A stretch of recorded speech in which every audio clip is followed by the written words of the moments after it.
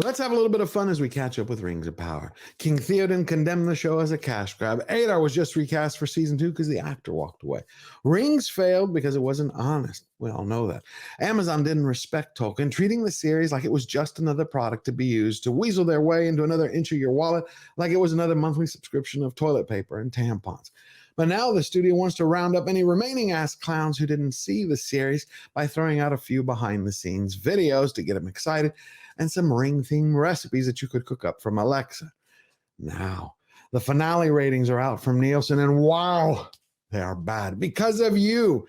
You did it, my friends. The Fellowship slayed their first giant.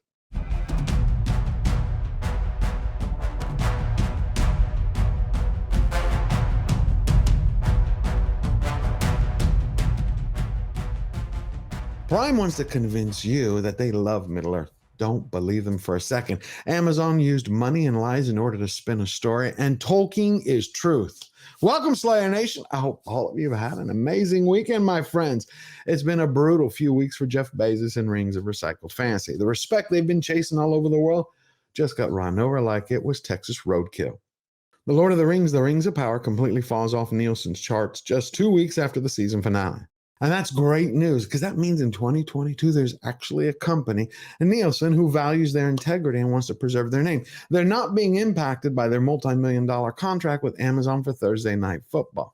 That's fantastic. My hat's off to you, ladies and gentlemen, at corporate headquarters. Bravo. Now just look at that chart. That is a bloodbath. And again, it is because of you and every member of the Fellowship who held the line, stopped their charge, and sounded the trumpets. You laid low with Giant.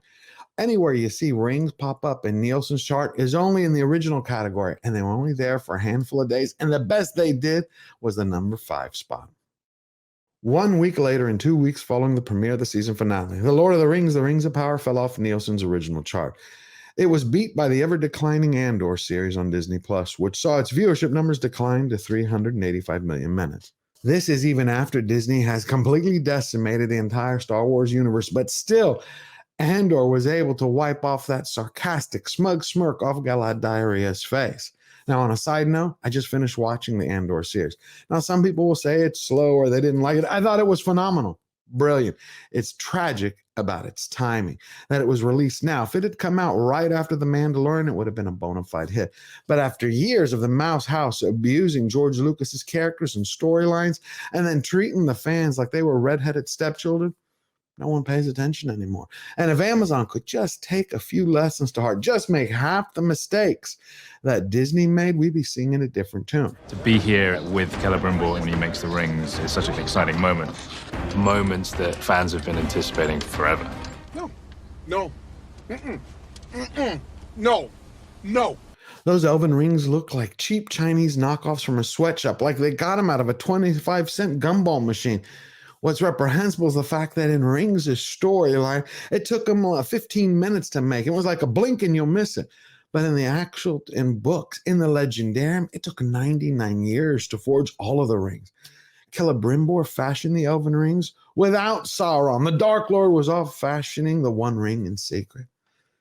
But today, this is what happens when a giant corporation disrespects the source material and then treats the audience members like they're hostages in a Hollywood factory that specializes in brewing battalions of brainless bumper sticker slogans that breathe and go to the bathroom.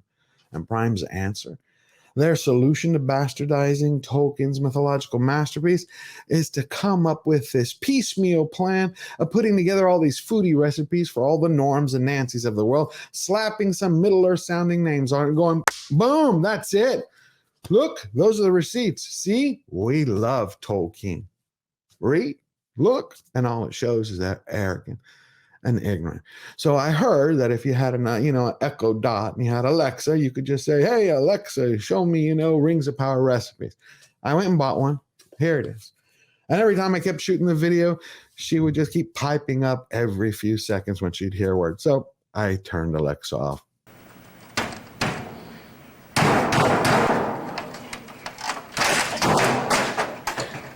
But so what they did was they got Chef Marcus Samuelson to put together his grand vision of what he thought Tolkien's Middle-earth, the gastronomic experience would be. They would serve amdolin, or King Salmon crudo with cara cara orange, chili, and pistachio. Harfoots, I guess they want to roast them over the open fire. Dwarves, Southland, Sarantine, Oregon, and Numenor dessert. You know, obviously, Harfoots being roasted isn't actually Harfoot. But they couldn't even for 5 minutes, as they're trying to convince you to take them seriously, that they actually love the professor's life work. They couldn't do just a minute's worth of research. You know, just a second, because there are dozens of Tolkien cookbooks out there, fans who've spent their lives perusing all the Legendarium, getting together recipes or what they could tie together and go, oh, that may be Sam's stew. Or maybe this is what the elves eat.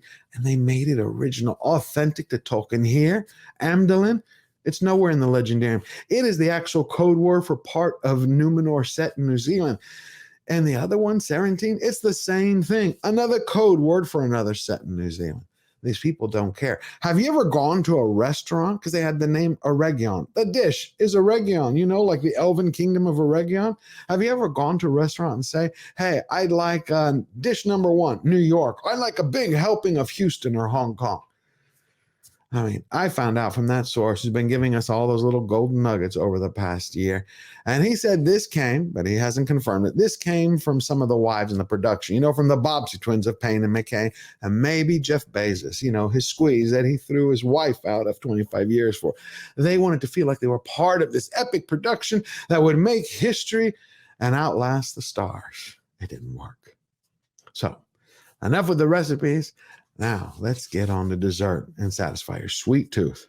The Harfoots are a nomadic community. They have a community sense of hope and belonging and trust and love and joy. They have each other and they have a strong sense of no Harfoot left behind. No Harfoot left behind. Our laws are clear. Any Harfoot that breaks them is to be decaravanned. You may as well have stamped our name in the book of the left behinds. No Harfoot left behind. Precisely, do you expect me to do about it? What you ought to have done at the camp. Take their wheels and leave them. No Harfoot left behind. See, all those behind-the-scenes featurettes, they're designed to draw new people and to get them excited, get them hyped up. But they're going as well as about the old superfan videos did. See, if you look at Prime Video in the USA, they have almost 1.7 million subscribers. And all these behind-the-scenes videos, the content they released over the last 11 days, their best viewed result was almost 18,000 when it comes as of December 2nd. But their lowest was 3,400 views. Now, any other YouTuber who had those type of numbers with those type of subscribers would be calling a headhunter, crying, looking for another career or a tall building. But Amazon just keeps pumping it out, keeps telling the media, we know what we're doing. We love it. Unbelievable. Now for the coup de grace of karmic justice. Lord of the Rings actor Bernard Hill slams Rings of Power as money-making venture, not interested in watching it. That is music to my ears. That is the amazing actor who plays King Theoden of Rohan in Peter Jackson's Lord of the Rings trilogy. Good luck to them and all that stuff, but it's not like the real thing. Boom! That is based, and that is exactly how you do it. And then you had Game of Thrones veteran Joseph Mawley. You know, he was the media critics' favorite character when he played Adar. He left the series for season 2. I loved my time exploring Middle-earth and diving into Tolkien's mythology. I'm so honored that the character was liked. He cared deeply about telling you his story. Though as an actor, it remains my wish, my job description to explore new characters and worlds. Wishing all the best to cast and crew for season 2. I'll be cheering you on from the sidelines. Now I'm waiting for another confirmation about what really happened because, see, we've all known for a long time now that a lot of the lead actors, they had to sign ironclad 5-season deals. So for him to break it, the man saw the writing on the wall. Good luck to you, sir. You didn't want to burn down your career just for Jeff Bezos.